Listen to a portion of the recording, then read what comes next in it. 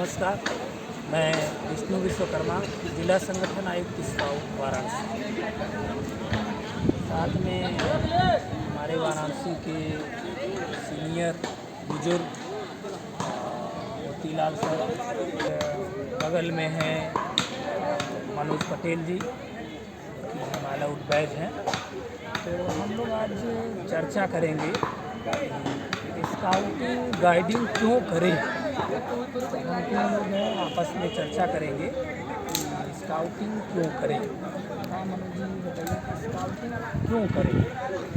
देखिए विष्णु जी, स्काउटिंग बहुत पुरानी चीज़ है। भारतीय संस्कृति से देखा जाए, इतिहास उठा के देखा जाए तो हमारे जितने महापुरुष भी स्काउट ही रहे, जो एक्टिविटीज़ हमारे। तो स्काउटिंग हर बच्चे, हर इंसान के लिए बहुत जरूरी है।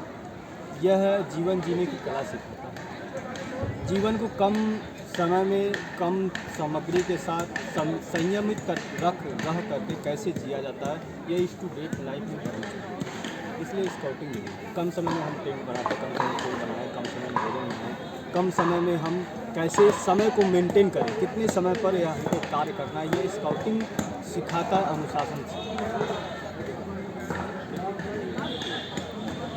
तो यह स्काउटिंग मतलब मेरे कहने का मतलब यह है, थोड़ा सा डिटेल में हम चलेंगे। जैसे हम कोई कहीं आउटिंग में जा रहे हैं, बच्चे बिल्डिंग में हैं, घर पर है, परिवार में हैं, अगर उस बच्चे को सिटी में रह रहा है, उसको हम ग्रामीण क्षेत्र में नहीं ले जाएंगे तो गांव की चीज़ों को नहीं समझेगा। गांव में कम संसाधन में व्यक्ति गरीब में भी है, किस तरह से टेंट बना, कहीं झोपड़पट्टी में कैसे रह रहे हैं। तो मतलब अगर कहीं आपदा आ गई, सपोज दैट भूकंप आ गया, बिल्डिंग में अगर ढह गया तो बच्चे कैसे रह पाएंगे, तो वहाँ दिक्कत होती है। लेकिन ग्रामीण क्षेत्र के लोग इतना एक्सपर्ट हो जाते हैं कि अगर ऐसी परिस्थिति आए तो तुरंत छप्पर बना कर रह लेते हैं। तो इसीलिए स्काउटिंग की ट्रेनिंग हर बच्चे के लिए अनिवार्य है कि विपरीत परिस्थिति में, आपदाओं में अपने आप को व्यवस्थित समायोजित करके अपना जीवन सुखमय बना लें, कम संसाधन में। इसलिए ज़रूरी है स्काउटिंग। जैसे में आप अभी प्रेजेंटेशन हम लोग का चल रहा है विश्वविद्यालय समागम का, तो इसमें यह दिखाया गया है कि जैसे टेंट में हम कम समय में काम कर रहे हैं। पुल में हमने अभी दिखाया कि हम कहीं विपरीत परिस्थिति में हों तो कैसे क्रॉस करें। ज़रूरी नहीं है कि जब आपदा हो, समस्याएं आए तो हमारे पास वो संसाधन उपलब्ध हो। हमारे पास जो उस समय आसपास दिखाई देने वाली संसाधन है, उसके माध्यम से हम अपने आप को व्यवस्थित करते हैं। और यही एक स्काउटिंग है। स्काउटिंग के माध्यम से बच्चों को मंच का स्थान मिलता है, कैसे प्रेजेंटेशन करना है, कहीं भाषण देना है तो कैसे करना है, या कहीं परीक्षाएं देनी, जब उसके अंदर की हिचक, जो आत्मविश्वास बनता है, ये स्काउटिंग की ही देन है।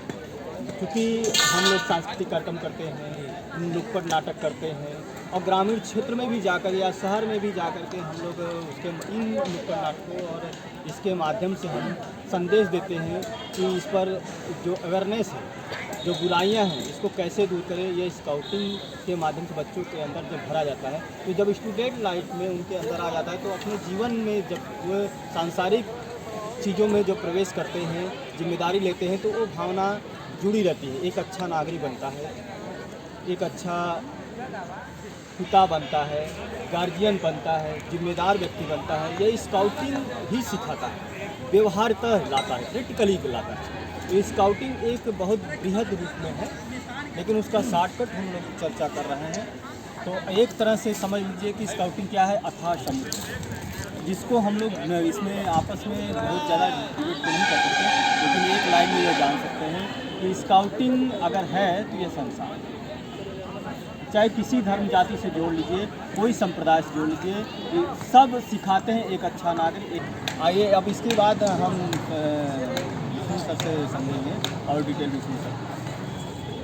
सभी मनोज साहब ने काफ़ी अच्छे से एक्सप्लेन किया कि स्काउटिंग क्यों करें।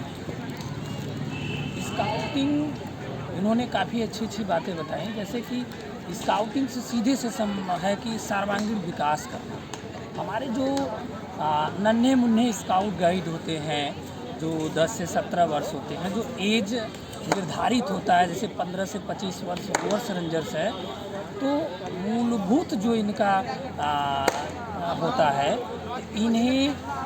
इन्होंने बताया जैसे कि अनुशासन में रहना सिखाता है, एक जिम्मेदार नागरिक के रूप में भी हमारा स्काउटिंग गाइडिंग उन्हें बनाता है और समाज सेवा करने के लिए अग्रतर हमेशा अग्रणीय रहना सिखाता है। जैसे कि अभी डिस्कवरी पर आता है और उसमें ज़रूरी यह नहीं है कि वर्दी हो तब ही सेवा हो सकता है, विदाउट यूनिफॉर्म में भी सेवा कर सकते हैं। जैसे सेवा करने का कोई रूप नहीं होता है, आप किसी भी रूप में सेवा कर सकते हैं, तो ये हमारा स्काउटिंग गाइडिंग भी सिखाता है।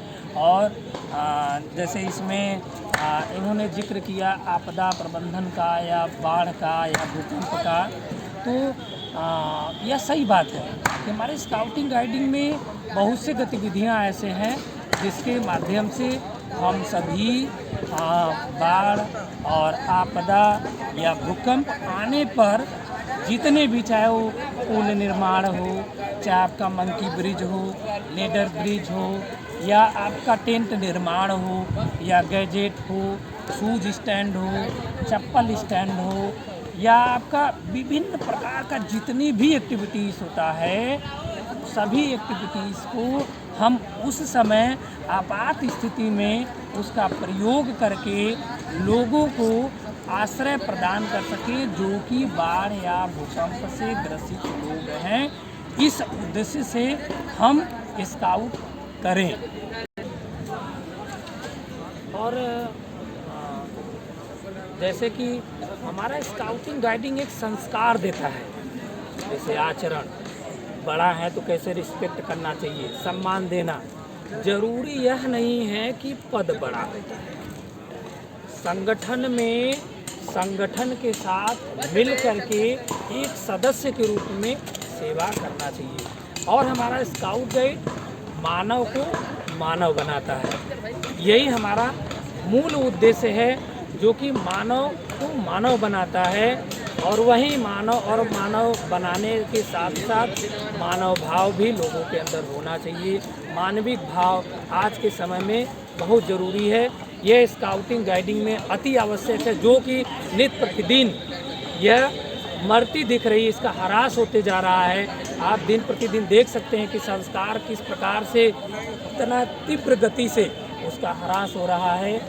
बड़ा है, बड़ा का सम्मान नहीं कर रहा है, छोटा का सम्मान नहीं कर रहा है। तो ऐसे तमाम प्रकार की गतिविधियां हैं जो कि हमारे स्काउटिंग गाइडिंग से विलुप्त होती जा रही है। उसे आइए हम सभी मिल करके उसे बनाने में, उसे लोगों तक प्रसारित करने में हम भारत स्काउट गाइड संस्था का सहयोग करें। जय हिंद, जय स्काउट, जय गाइड।